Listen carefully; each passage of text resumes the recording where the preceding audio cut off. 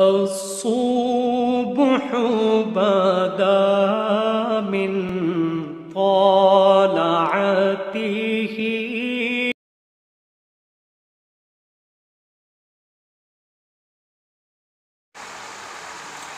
بسم اللہ الرحمن الرحیم۔ سورہ البقرہ کے 30 رکوع اور دوسرے پارے کے 14 رکوع مکمل ہوئے آیت نمبر 235 پر۔ اب آیت نمبر 236 15واں رکوع شروع ہوتا ہے دوسرے پارے کا، اور سورہ البقرہ کا 31واں رکوع۔ لا جناح علیکم ان طلقتم النساء ما لم تمسوهن۔ اعوذ باللہ من الشیطان الرجیم، بسم اللہ الرحمن الرحیم۔ لا جناح علیکم ان طلقتم النساء ما لم تمسوهن او تفرضوا لهن فریضة ومتعوهن على الموسع قدره وعلى المقتر قدره متاعا بالمعروف حقا على المحسنين، وإن طلقتموهن من قبل أن تمسوهن وقد فرضتم لهن فريضة فنصف ما فرضتم إلا أن يعفون أو يعفو الذي بيده عقدة النكاح وأن تعفوا أقرب للتقوى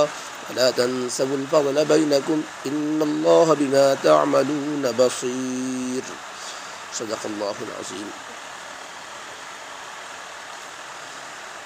گزشتہ آیت میں بیوہ سے نکاح ثانی کا پیغام، عدت کی مدت کے درمیان دینے نہ دینے سے متعلق کچھ احکام کا ذکر تھا، اور یہ سلسلہ طلاق کے مسائل سے متعلق پہلے سے چلا آ رہا ہے۔ یہاں ان دو آیات میں آیت نمبر 236 237 میں مطلقہ عورتوں کے احکام مہر کے لازم ہونے نہ ہونے کے اعتبار سے بیان فرمائے گئے ہیں۔ جن عورتوں کو طلاق دی جاتی ہے وہ ان کی کل 4 قسمیں ہیں۔ جن عورتوں کو طلاق دی جاتی ہے ان کا مہر طے ہے یا طے نہیں ہے، اور ان کے ساتھ شوہر کی یکجائی اور خلوت دونوں کے درمیان صحبت کی نوبت آئی ہے نہیں آئی ہے، تو مہر اور صحبت کو سامنے رکھ کر طلاق شدہ عورتوں کی 4 قسمیں بنتی ہیں۔ ایک یہ کہ نکاح کے وقت مہر معین تھا، یعنی طے ہوا تھا کہ کتنا مہر دیا جائے، اور پھر رخصتی بھی ہوئی، میاں بیوی میں یکجائی بھی ہوئی، پھر شوہر نے طلاق دے دی، تو اس صورت میں تو شوہر کو تمام مہر دینا ہوتا ہے جو نکاح کے وقت مقرر ہوا تھا۔ اس صورت کا حکم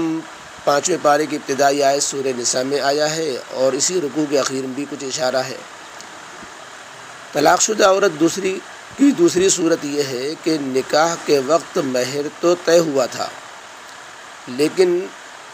رخصتی کی نوبت نہیں آئی، میاں بیوی کے ایک جگہ ملنے کی نوبت نہیں آئی، پہلے ہی طلاق ہو گئی،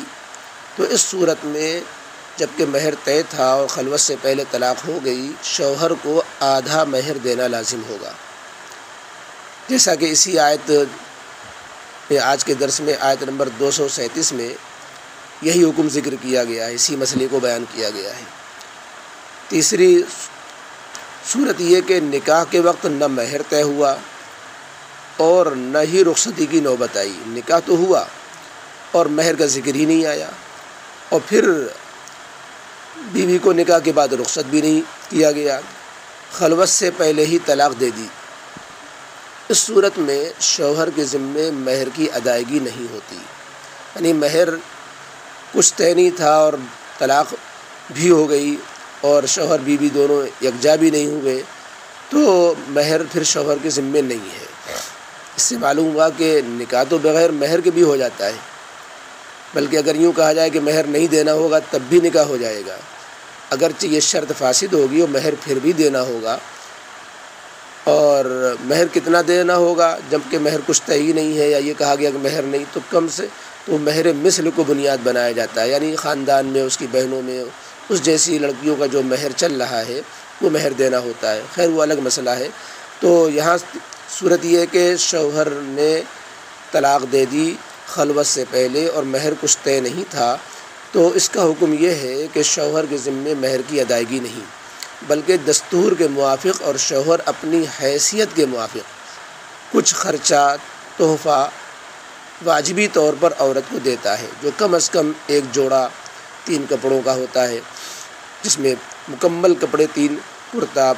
اور جو ہے اس کی جمپر اور پائجامہ اور ایک چادر، اس طریقے سے ایک جوڑا 3 کپڑوں کا واجب ہوتا ہے۔ اسی حکم کو اسی آیت نمبر 236 میں بیان کیا گیا ہے۔ اور ایک صورت یہ بھی ہوتی ہے کہ چوتھی صورت کہ بوقت نکاح مہر تو مقرر نہیں ہوا تھا، لیکن رخصتی ہوئی، میاں بیوی رہے، خلوت کے بعد شوہر نے طلاق دی تو مہر طے نہیں تھا اور میاں بیوی کے ملنے کے بعد طلاق ہو رہی ہے، تو ایسی صورت میں مہر مثل دینا پڑتا ہے، یعنی عورت کے خاندان کی عورتوں کا جو مہر رائج ہے یہ مہر شوہر کے ذمے واجب ہو جاتا ہے، جبکہ مہر طے نہیں تھا اور میاں بیوی دونوں یکجا ہو چکے، اس کے بعد طلاق ہوئی۔ اس کا بیان بھی اسی صورت کے آیت نمبر 241 میں آگے آئے گا انشاءاللہ۔ تو ان 4 قسموں میں سے مطلقہ عورتوں کے مہر کی ادائیگی کے متعلق ان آیتوں میں 2 صورتوں کا ذکر ہے۔ ایک تو یہ کہ نکاح کے وقت مہر طے ہوا اور خلوت سے پہلے طلاق ہو گئی، اس صورت میں شوہر کو آدھا مہر دینا لازم ہوتا ہے۔ اور ایک صورت یہ کہ نکاح کے وقت مہر طے نہیں ہوا تھا اور رخصتی سے پہلے طلاق ہو گئی، تو اس صورت میں شوہر کے ذمے مہر کی ادائیگی نہیں ہوتی، چنانچہ پہلے اسی حکم کو بیان کیا گیا ہے اور فرمایا گیا لا جناح علیکم ان طلقتم النساء ما لم تمسوهن او تفرضوا لهن فریضہ، کہ تم پر مہر کا کچھ مواخذہ نہیں اگر بیویوں کو ایسی حالت میں طلاق دے دو کہ نہ ان کو تم نے ہاتھ لگایا ہے اور نہ ان کے لیے کچھ مہر مقرر کیا ہے، سو اس صورت میں مہر اپنے ذمے مت سمجھو اور صرف ان کو ایک فائدہ پہنچاؤ، متعوہن، اور ان کو ایک فائدہ پہنچاؤ جس کو واجبی تحفہ متعہ کے عنوان سے دیا جاتا ہے۔ اب کتنا ہو وہ اللہ تعالیٰ نے فرمایا علی الموسع قدرہ وعلی المقتر قدرہ، صاحب وسعت کے ذمے اس کی حیثیت کے مطابق ہے اور تنگ دست شوہر کے ذمے اس کی حیثیت کے موافق ہے۔ ایک خاص قسم کا فائدہ پہنچانا جو شریعت و قاعدے کے مطابق ہو، اسی متاعا بالمعروف، ایک معروف دستور کے مطابق ایک خاص قسم کا فائدہ پہنچانا شوہر پر واجب ہوتا ہے۔ اللہ نے فرمایا حقا علی المحسنین، کہ یہ اس طرح فائدہ پہنچانا یہ حق ہے، واجب ہے ایسے لوگوں پر جو نیکوکار ہیں، اور سارے ہی مسلمان نیکوکار ہوتے ہیں، اس لیے گویا یہ مطلب نہیں کہ جو احسان کرنا چاہے وہ تو فائدہ پہنچائے، بلکہ حکم ہوا کہ سبھی مسلمانوں کے ذمے ایسی صورت میں متاع کا دینا، جبکہ مہر طے نہیں ہے اور خلوت سے پہلے طلاق ہوئی، وہ مہر دینا واجب، اس کو متاع دینا واجب ہوتا ہے۔ یہاں آیت میں لفظ متعوہن فرمایا گیا ہے، جس کا ترجمہ کیا گیا ان کو فائدہ پہنچاؤ۔ یہ لفظ متاع سے ہے، اور متاع لغت میں اس چیز کو کہتے ہیں جس سے تھوڑی دیر فائدہ حاصل ہو، اسی لیے دنیا کو متاع کہتے ہیں، متاع قلیل۔ احادیث نبوی صلی اللہ علیہ وسلم کی روشنی میں علماء مفسرین نے اس سے مراد کم از کم 3 کپڑے یعنی ایک جوڑا لیا ہے، لیکن یہ حکم سب مردوں کے لیے یکساں نہیں ہے، بلکہ مرد کی وسعت و تنگ دستی یعنی مالی حالت کے اعتبار سے ہے۔ جو لوگ دولت مند ہیں، فراخ دست ہیں، اللہ نے انہیں حیثیت دی ہے، ان کو اپنی حیثیت کے موافق جوڑا دینا چاہیے۔ احادیث میں تاریخ میں واقع آتا ہے حضرت حسن رضی اللہ تعالیٰ عنہ کو یہ صورت پیش آئی تھی،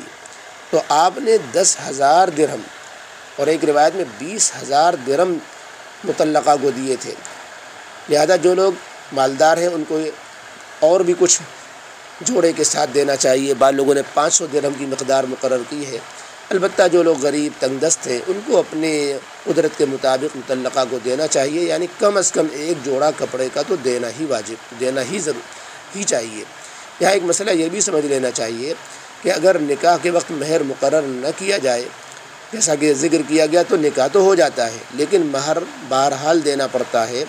اور مہر کی کم سے کم مقدار اس کی تعداد احناف کے نزدیک 10 درہم وزن چاندی کی قیمت ہے۔ اس لیے عورت کے کم از کم مہر کی مقدار حنفیہ کے نزدیک رائج الوقت اوزان کے مطابق 10 درہم جو 2 تولہ 7.5 ماشا چاندی یا اس کی قیمت ہوتی ہے، یہ اس سے کم اگر کوئی مہر مقرر کرے تب بھی اتنا ہی دینا واجب ہوگا، اور زیادہ مہر کی کوئی حد شریعت نے مقرر نہیں کی ہے۔ جس قدر دینے کی جس میں استطاعت ہو اس قدر مہر باندھ سکتا ہے، مگر مناسب اس میں بھی اتباع سنت کا لحاظ ہونا چاہیے۔ الغرض پہلی آیت کے اندر یہ مسئلہ ذکر کیا گیا کہ اگر کسی عورت کو قربت و خلوت صحیحہ کے قبل مرد طلاق دے دے اور مہر بوقت نکاح متعین نہ ہوا ہو تو مہر دینا کچھ نہیں پڑتا، بلکہ ایک جوڑا 3 کپڑوں کا دینا واجب ہوتا ہے، اور اس جوڑے میں مرد کی حیثیت کا اعتبار ہوتا ہے کہ مرد اپنی مالی حیثیت کے مطابق جوڑا دے۔ آگے دوسری آیت میں یہ مسئلہ ذکر کیا گیا کہ جس عورت کا مہر نکاح کے وقت مقرر ہوا اور اس کو قربت یا خلوت صحیحہ کے قبل طلاق دے دی گئی تو مقرر کیے ہوئے مہر کا نصف مرد کے ذمے ادا کرنا واجب ہوگا۔ البتہ عورت اگر معاف کر دے بخوشی یا مرد پورا مہر دے دے تو یہ افضل بات ہوگی۔ چنانچہ اسی کو آیت میں بیان کیا گیا، وَإِن طَلَّقْتُمُوهُنَّ مِن قَبْلِ أَن تَمَسُّوهُنَّ، اور اگر تم ان بیویوں کو طلاق دو قبل اس کے کہ ان کو ہاتھ لگاؤ، وَقَدْ فَرَضْتُمْ لَهُنَّ فَرِيضَةً، تو اس صورت میں جتنا مہر تم نے مقرر کیا ہے اور ان کے لیے کچھ مہر بھی مقرر کیا ہو تو اس صورت میں جتنا مہر تم نے مقرر کیا ہے اس کا نصف واجب ہے۔ فنصف ما فرضتم، تو اس کا نصف مہر بھی واجب ہے۔ یا دوسری صورت یہ ہے کہ وہ شخص رعایت کر دے جس کے ہاتھ میں نکاح کا تعلق رکھنا اور توڑنا ہے۔ الا ان یعفون او یعفو الذی بیدہ عقدۃ النکاح، کہ وہ شخص رعایت کر دے جس کے ہاتھ میں نکاح کا تعلق رکھنا اور توڑنا، یعنی شوہر پورا مہر اس کو دے دے تو اس صورت میں خاوند کی مرضی سے پورا ہی مہر ادا کرنا ہوگا۔ اور فرمایا وَأَن تَعْفُوا أَقْرَبُ لِلتَّقْوَىٰ، اور اے اہل حقوق، میاں سے بھی خطاب، شوہر سے بھی خطاب ہے، بیوی سے بھی، کہ تمہارا اپنے حقوق کو معاف کر دینا بنسبت وصول کرنے کے تقویٰ سے زیادہ قریب ہے، کیونکہ معاف کرنے سے ثواب ملتا ہے اور ثواب کا کام کرنا ظاہر ہے کہ تقویٰ کی بات ہے۔ اسی کو فرمایا وَأَن تَعْفُوا أَقْرَبُ لِلتَّقْوَىٰ، اور یہ کہ تم معاف کر دو یہ تقوی کے زیادہ قریب ہے۔ عورت کا معاف کرنا یہ کہ وہ بالکل وصول نہیں، اور مرد کی طرف سے معافی کی بات یہ کہ وہ عورت کے حق سے زیادہ آدھے کے بجائے پورا ہی مہر دے دے۔ فرمایا وَلَا تَنسَوُا الْفَضْلَ بَيْنَكُمْ، اور آپس میں احسان کرنے سے غفلت مت کرو، آپس میں احسان اور رعایت کرنے سے غفلت مت کرو، بلکہ ہر شخص دوسرے کے ساتھ ایثار اور مروت کرنے کا خیال رکھا کرے۔ بلا شبہ آگے فرمایا ان اللہ بما تعملون بصیر، بلا شبہ اللہ تعالیٰ تمہارے سب کاموں کو خوب دیکھتے ہیں، تو تم اگر کسی کے ساتھ احسان اور سلوک کرو گے اللہ تعالیٰ اس کو بھی دیکھ رہا ہے، اس کی جزائے خیر تم کو عطا فرمائے گا۔ یہاں پہلی آیت کے خاتمے پر حقا علی المحسنین، یعنی یہ لازم ہے نیکی کرنے والوں پر، اور دوسری آیت کے ختم پر فرمایا وَلَا تَنسَوُا الْفَضْلَ بَيْنَكُمْ، یعنی آپس میں احسان اور رعایت کرنے سے غفلت مت کرو فرما کر یہ تلقین فرمائی گئی ہے کہ عورتوں کے حقوق میں جہاں تک ہو سکے مرد کو رعایت اور احسان سے کام لینا چاہیے۔ یہ قرآنی تعلیمات کے خواص میں سے ہے کہ طلاق کے موقع پر بھی جو مرد عورت کے تعلقات کے اختتام اور انقطاع کا نام ہوتا ہے، باہمی حسن سلوک، مروت اور رعایت کی تعلیم دی جا رہی ہے، جس سے یہ صاف ظاہر ہوا کہ حالت طیش میں، حالت ناگواری میں بھی لحاظ تقویٰ اور حسن اخلاق اور عفو و احسان کا معاملہ رکھنا چاہیے۔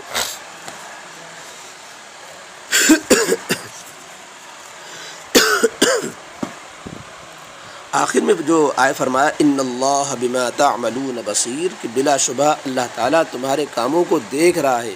اس میں بھی وہی تذکیر و تنبیہ ہے جو بار بار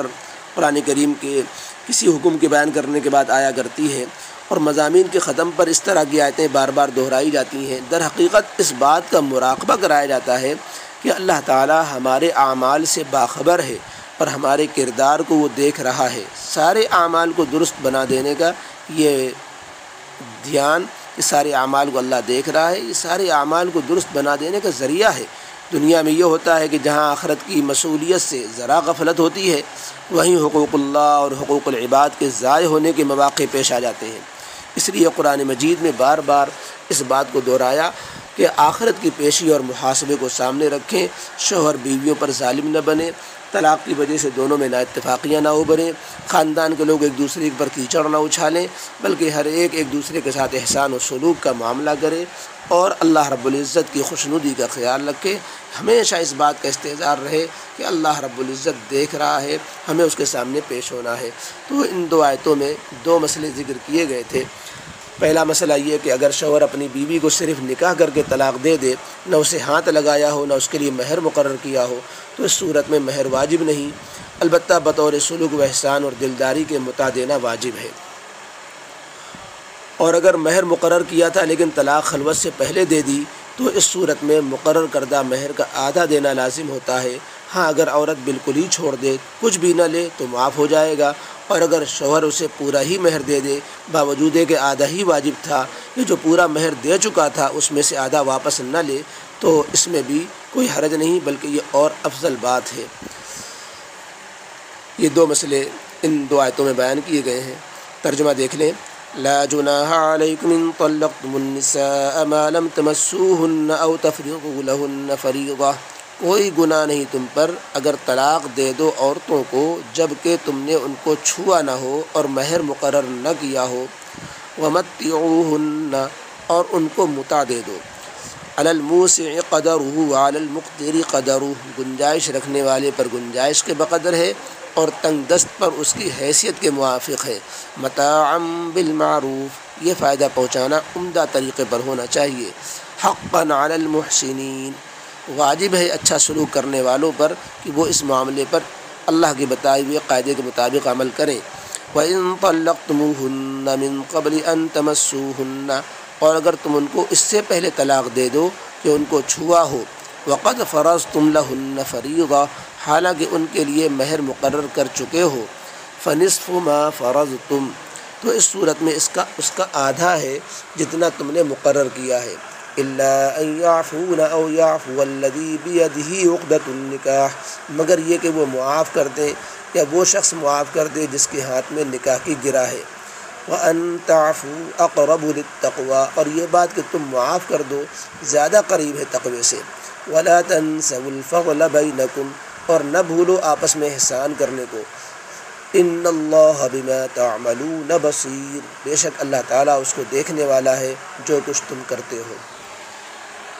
اللهم صل على سيدنا مولانا وحبيبنا وشفيعنا محمد وعلى آل سيدنا محمد وآله وصحبه وبارك وسلم. ربنا ظلمنا أنفسنا وإن لم تغفر لنا وترحمنا لنكونن من الخاسرين. ربنا لا تزغ قلوبنا بعد إذ هديتنا وهب لنا من لدنك رحمة إنك أنت الوهاب. ربنا هب لنا من أزواجنا وذرياتنا قرة أعين واجعلنا للمتقين إماما. اللهم إنا نسألك العفو والعافية في ديننا ودنيانا وأهلنا وأموالنا یا رب العالمین. ہم سب کے ساتھ بھلائی کا معاملہ فرما اے اللہ رب العالمین. ہم سب کو خوشگوار ازدواجی زندگی نصیب فرما اے اللہ رب العالمین. جوان بیٹے بیٹیوں کو اچھے رشتے نصیب فرما اے اللہ. رشتوں کو نبھانے کی توفیق نصیب فرما اے اللہ. طلاق جیسے مبغوض چیز سے اللہ ہم خاندانوں کی حفاظت فرما اے اللہ. جہاں طلاق کی نوبتیں آ جائیں اے اللہ کسی وجہ سے اے اللہ اس میں شریعت کے احکام کے ہمیں پوری طرح تعمیل کرنے والا بنا اے اللہ رب العالمین. ہم سب کو فضل و ایثار اور ایک دوسرے کے ساتھ احسان و سلوک کا معاملہ کرنے والا بنا اے اللہ. لوگوں کے عیب ڈھونڈنے کے بجائے اپنے عیبوں پر نظر رکھنے والا بنا اے اللہ. اپنا نیک بندہ بنا. ہم سب پر کا ایمان پر خاتمہ فرما اے اللہ. دنیا بھی اچھی بنا آخرت بھی اچھی بنا. گھروں کو سکون نصیب فرما اے اللہ رب العالمین. ہم سب کو دونوں جہان میں کامیاب فرما. ربنا تقبل منا انك انت السميع العليم وتب علينا انك انت التواب الرحيم. سبحان ربك رب العزة عما يصفون وسلام على المرسلين والحمد لله رب العالمين.